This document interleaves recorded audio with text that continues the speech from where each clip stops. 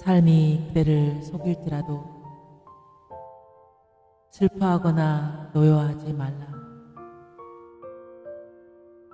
슬픈 날들을 참고 견디면 즐거운 날들 오리니. 마음은 미래를 꿈꾸며 살지만 지금은 한없이 우울한 것. 모든 것은 순식간에 사라지고 지나가 버린 것은 그리움이 되리니.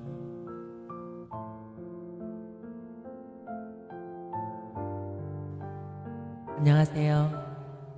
마음별 라디오 나피디 인사드립니다. 이제 중년을 넘어 노년으로 가는 기로에서 나를 돌아보면 그냥 스쳐 지나온 삶의 일부분이라도 우연이 아니었구나 하는 생각을 할 때가 많습니다. 그 일부분의 삶조차도 내 인생의 경험이 되어 오늘을 살아가는 지혜가 되고 나침반이 되니까요. 지금부터 우리가 잃어버렸던 것, 아니 잊고 있었던 것을 다시 찾아가는 사람들의 이야기, 그리고 그 꿈을 찾아 소소한 행복을 누리며 살고 있는 나피디의 멋진 친구의 애매하게 잘 살아왔다 두 번째 이야기 시작합니다.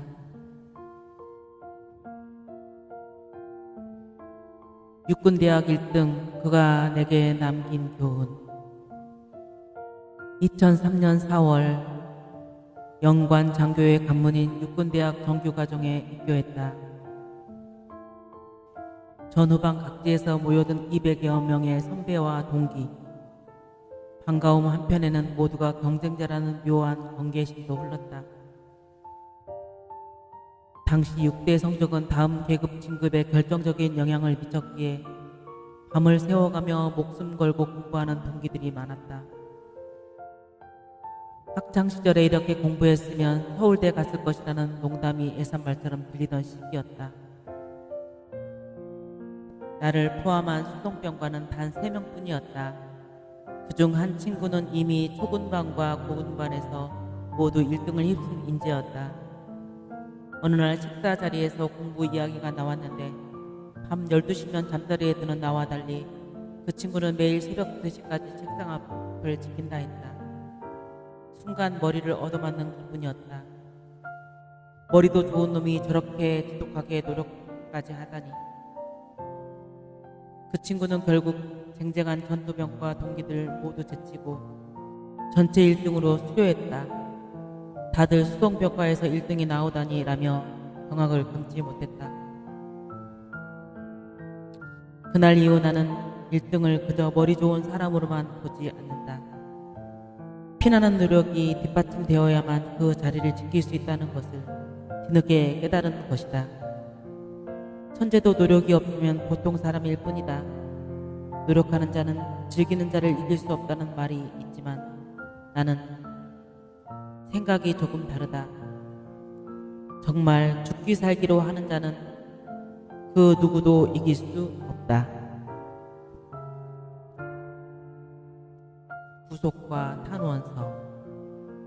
1999년 용산 후암동 수방사 부대의 중대장으로 부임했다. 당시 대대장님은 테니스를 무척 좋아하셨다. 자주 운동을 함께하며 꽤 가까운 사이가 되었다. 그런데 부임 1년이 채 안 되었을 때 대대장님이 기무부대 조사를 받게 되었고 곧 국방부 영창에 구속되었다는 청천벽력 같은 소식을 들었다. 군사보호구역 관련 정보를 민간인에게 제공했다는 혐의였다. 아내와 함께 대대장 사모님을 모시고 영창 면회를 갔다. 대대장님은 과거 모시던 장군들에게 탄원서를 받아달라고 부탁하셨다. 주말을 반납하고 대대장 사모님과 함께 장군들의 공간을 찾아다녔다. 처음 방문한 특전교육단장은 보안 사건은 탄원서가 소용없다며 냉정하게 거절했다. 울면서 나오는 사모님을 보며 마음이 참 서글펐다. 하지만 이어 찾아간 전방부대 사단장의 반응은 180도 달랐다. 사단장은 울먹이는 사모님 대신 내 설명을 듣더니 단호하게 말했다. 내가 탄원서 써주마. 사단장까지 했으면 됐지. 무슨 부경화를 더 누리겠나. 내가 아는 박중령은 그럴 사람이 아니다. 그분의 당당한 모습에 깊은 존경심이 생겼다. 그분은 훗날 육사 교장까지 지내고 전역하셨다. 사람은 어려움에 처해봐야 피아가 식별된다고 한다. 군 생활 중 겪은 이 특이한 경험은 인간관계의 본질을 일찌감치 깨닫게 해 주었다.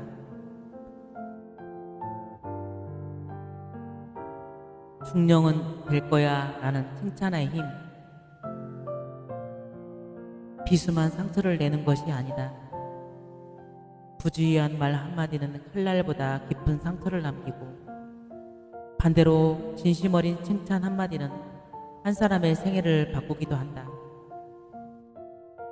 초동장교 시절 고등군사반 교육을 마치고 광주의 동원사단 군수처 수송장교로 부임했다.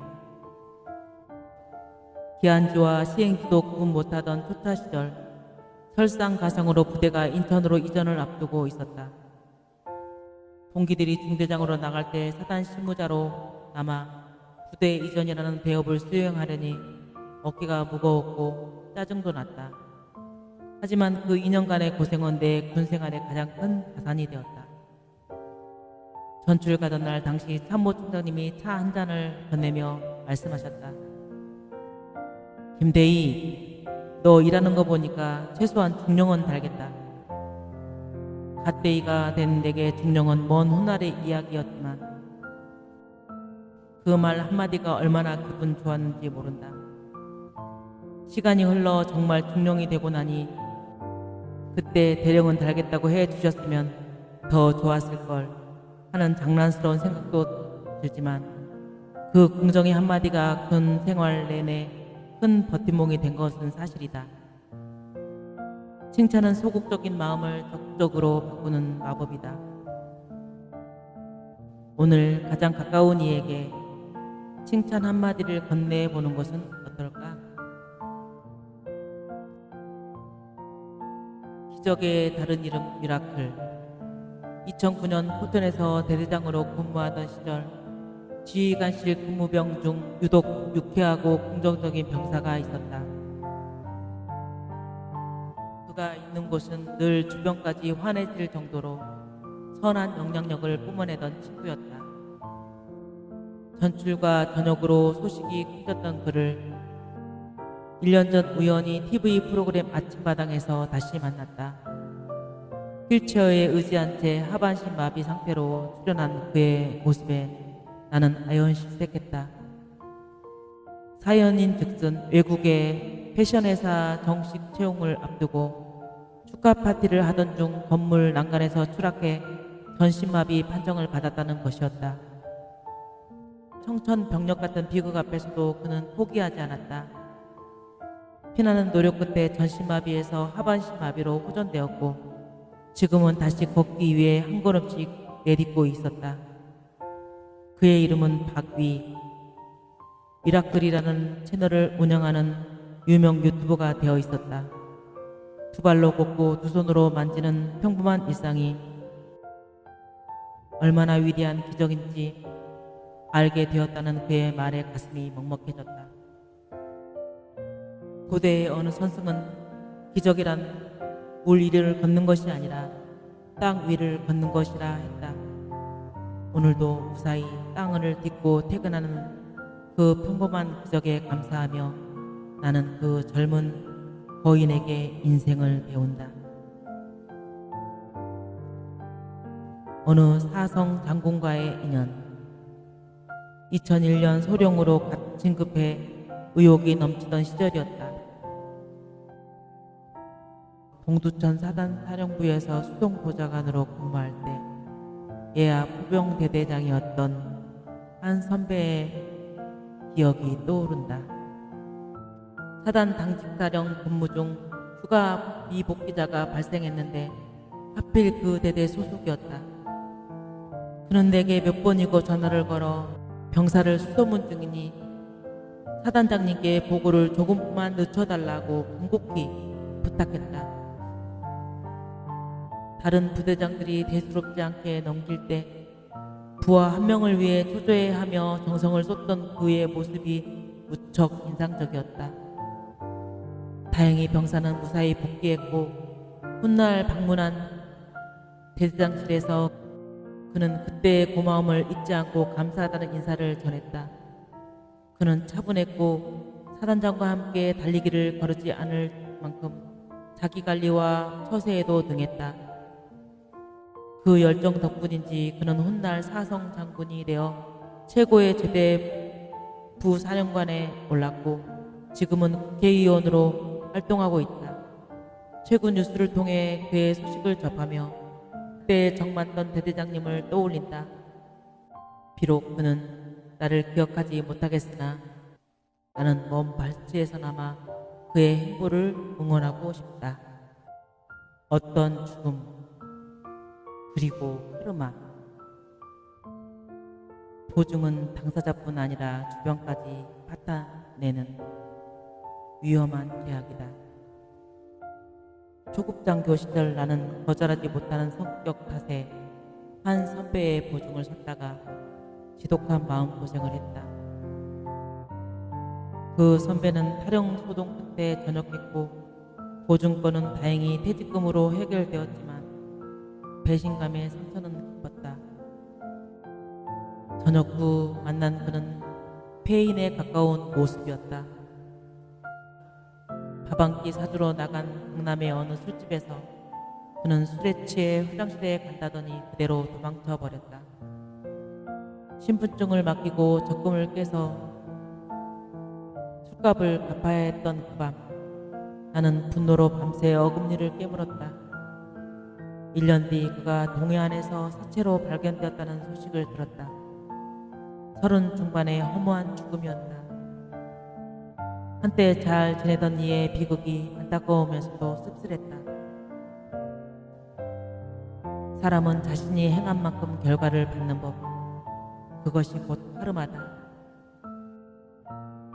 짧은 생을 살며 세상살이의 비법이 있다면 주는 만큼 받고 받는 만큼 주는 것, 그리고 가장 편한 비법은 아예 주고받지 않는 것일지도 모르겠다.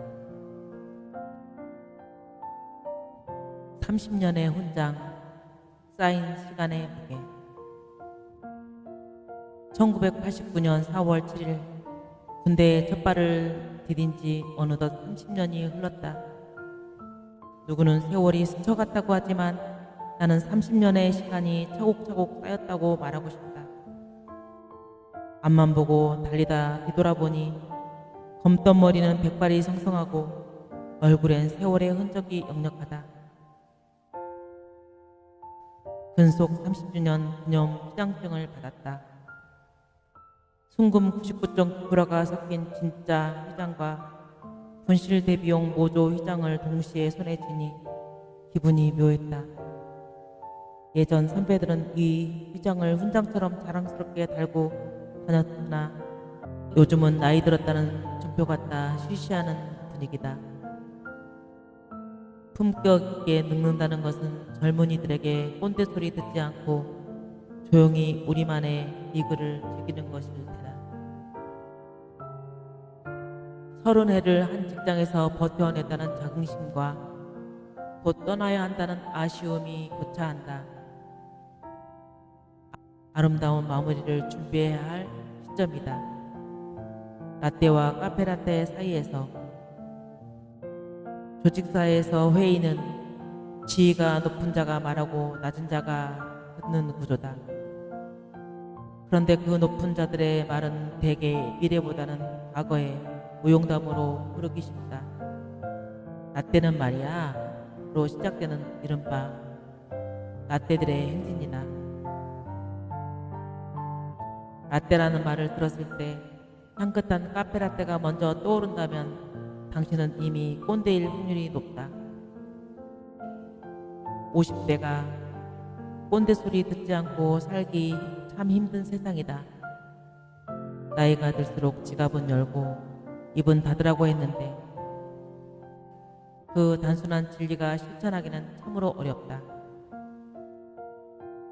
오전 회의 중 라떼는 말이야 를 연발하는 동료를 보며 나 또한 누군가에게 라떼가 되지는 않았는지 스스로 돌아본다. 그것도 즐겨라. 얼마 안 남았다. 저녁이 다가오니 생각이 많아진다. 사소한 일에도 기분이 가라앉고 웃어넘길 일도 한 번 더 곱씹게 되는 것은 일종의 노병 히스테리일지도 모르겠다. 익숙한 방식에 안주하려는 고집과 새로운 것을 받아들이기 귀찮다는 귀차니즘이 나를 지배하고 있었다. 매년 반복되는 일들, 사람이 바뀔 때마다 다시 되풀이해야 하는 업무들이 실증이 났다. 경직된 조직 문화와 앞뒤 꽉 막힌 조치들을 볼 때면 어서 떠나야지 하는 생각이 하루에도 수십 번씩 들었다. 그러던 중 예편하여 사회에 계신 선배님과 통화하다 요즘의 고충을 털어놓았다. 선배님은 귀에 착 붙는 명언 한마디를 남기셨다. 그것도 즐겨라. 이제 정말 얼마 안 남지 않았느냐. 사회 초년병의 입장에서 보면 군 안에서 느끼는 투정조차 사치일 수 있다는 뜻이었다. 그렇다. 훗날 나도 그때가 좋았지 라고 말하게 될지도 모른다. 그래, 얼마 안 남았다. 이 지루함마저 즐겨보기로 했다. 삶이 그대를 속일지라도 슬퍼하거나 노여하지 말라. 슬픈 날들을 참고 견디면 즐거운 날들 우리니. 마음은 미래를 꿈꾸며 살지만 지금은 한없이 우울한 것. 모든 것은 순식간에 사라지고 지나가 버린 것은 그리움이 되리니.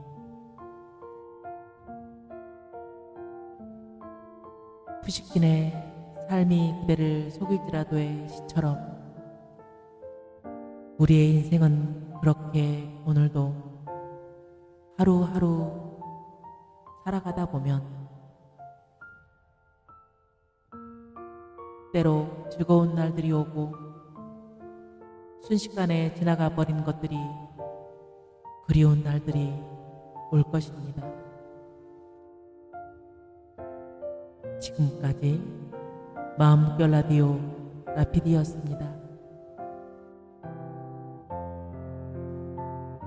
다음 시간에는 김충원 작가의 애매하게 잘 살아왔다 세 번째 이야기로 찾아오겠습니다. 영상 시청해 주셔서 감사합니다.